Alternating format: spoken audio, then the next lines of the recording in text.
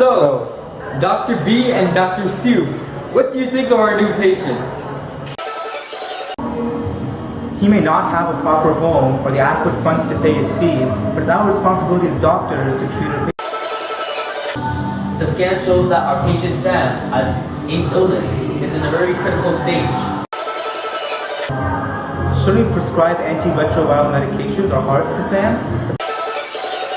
Yes, Dr. Sue, heart medication is a way to manage HIV, but it's a very expensive one. Isn't there a more manageable alternative? How about a stem cell transplant? Go. Those are some good ideas, but they're too expensive. Anything else? I have an idea. Why didn't I think of this before? Gentlemen, behold an easy, modern, and cheap new biotechnology that will help our patient, gene farming. Yeah, gene farming. According to the Genetic Science Learning Center run by the University of Utah, gene farming is a technology that scientists use to alter an animal's own DNA or splice in new DNA called a transgene from another species. That is a mouthful, so let me break this down for you. Here are two animals, animal A and animal B. Animal A, we can either change its DNA or add DNA from a pre-existing source from animal B, and this entire process is known as gene farming. That's great, Dr. Raza. Gene farming sounds like an excellent novel method of treatment. But how does it work exactly? So, how does gene farming work? Well, first and foremost, we must find an egg donor. This egg donor will receive a hormone injection of which will cause the animal to produce many eggs.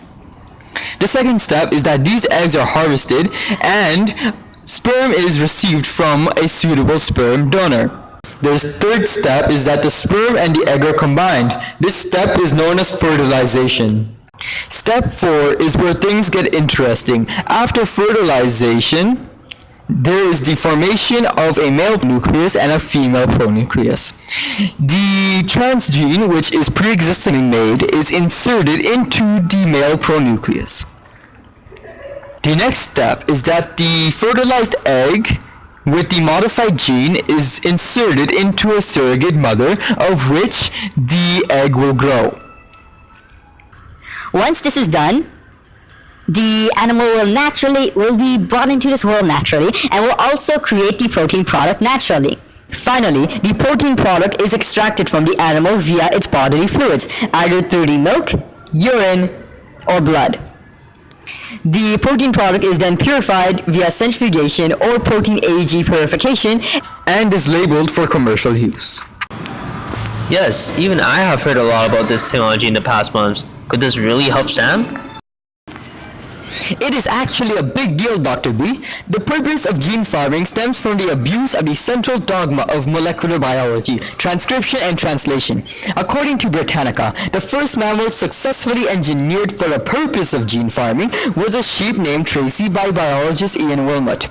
Tracy was biologically engineered to produce milk with large quantities of alpha-1 antitrypsin, a substance used to treat cystic fibrosis and emphysema. Gene farming is also used to create something called monoclonal antibodies, which are identical antibodies created in the organism used to enhance or mimic the recipient's immune system. The common animal used for creating monoclonal antibodies is the host, and the common recipient is the human being. Monoclonal antibodies are also used during the genesis of vaccines. Ultimately, the purpose of gene farming is to generate useful proteins from genetically modified animals for the creation of pharmaceutical drugs and vaccines, like alpha-1 antitrypsin and monoclonal antibodies. Dr. Raza, this is all well and good, but no technology comes without drawbacks. Shouldn't we first consider the different implications of using this new method? You're absolutely correct, Dr. Soup. Why don't you tell us a bit more about the potential good and harm this technology can do? Alright, so genetic engineering of animals provides many benefits for humans as they can be genetically modified to produce proteins in their milk that our bodies need.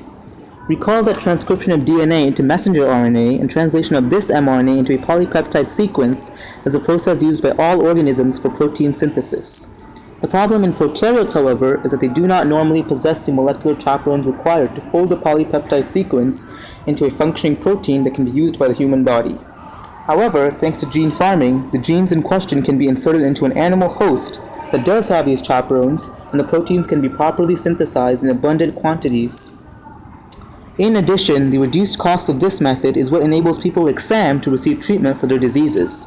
However, this cheap and easy way to produce proteins and cures doesn't come without a cost. While the mammary glands are where the genes should be ideally inserted into the developing embryo, the insertion of genes is random and the genes could be activated in parts of the animal other than the mammary glands, leading to potential health problems for the organism. A further issue is that only 1% of injected eggs actually survive and contain the transgene. Even regarding humans, there might be a risk of the person potentially getting another infection after being inserted with a cure for one disease taken from another source. Okay, my question is, how much society will be affected through the use of gene farming? As you say, one of the most critical aspects to be considered regarding this technology is who will have access to it.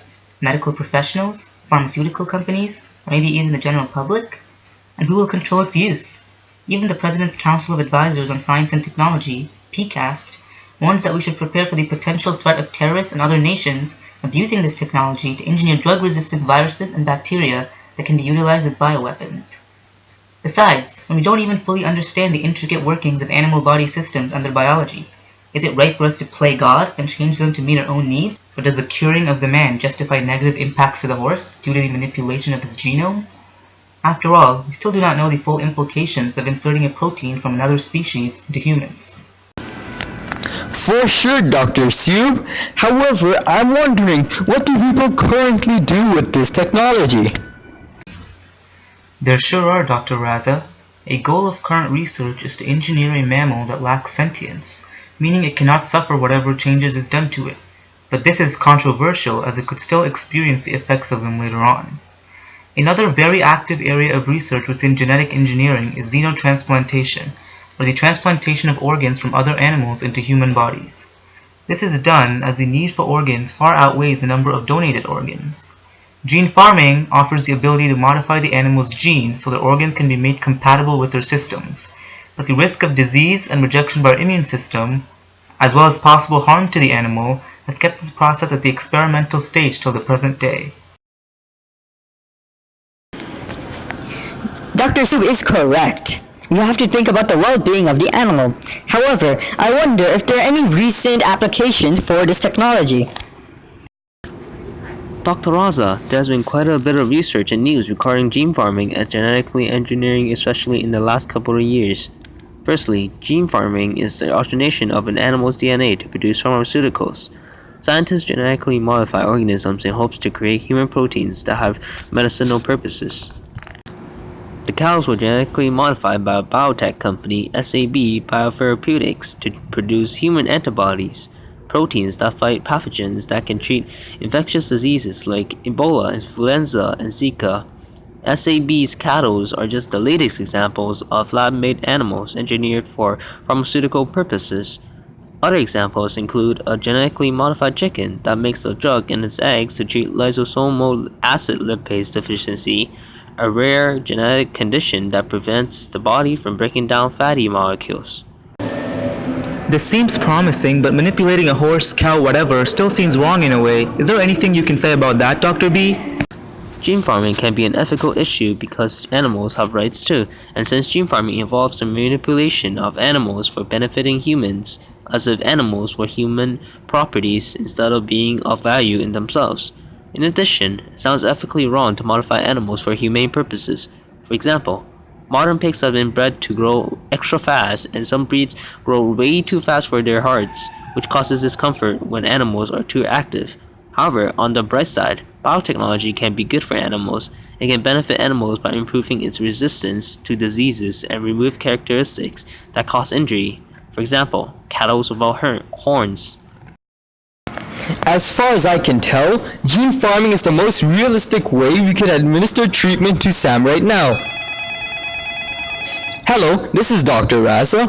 What? A horse just randomly trotted into our hospital for no apparent reason?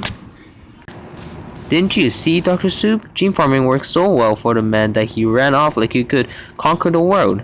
It's like he never had a viral attack at all. As for the animal...